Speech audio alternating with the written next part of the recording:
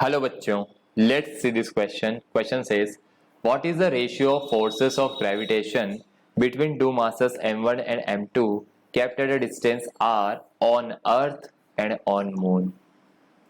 ये अर्थ है, ये मून है. अब अर्थ पे भी m1 और m2 r डिस्टेंस पे रखे हैं और मून पर भी m1 और m2 r डिस्टेंस पे रखे हैं.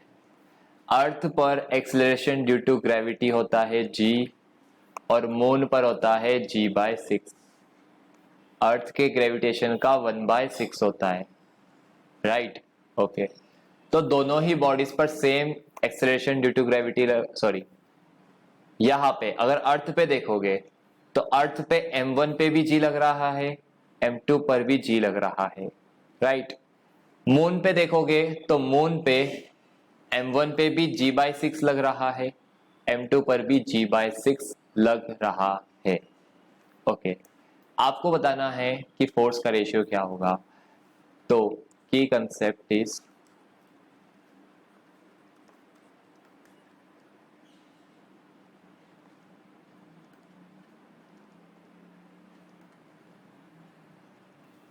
Gravitational force. सो अगर आप बनाएं, ये अर्थ का बना लीजिए.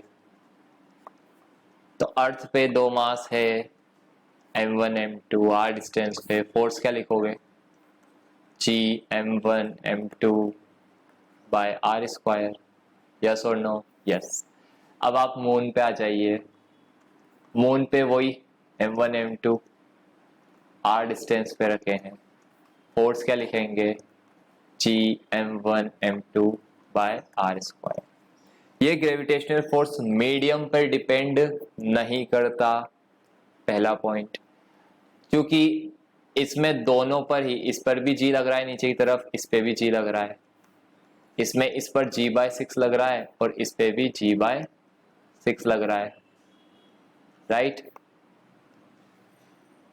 हमें पता है कि जो फोर्स है वो दोनों के मास के प्रोडक्ट पर और उनके बीच में डिस्टेंस r पर, r के स्क्वायर पर डिपेंड करता है.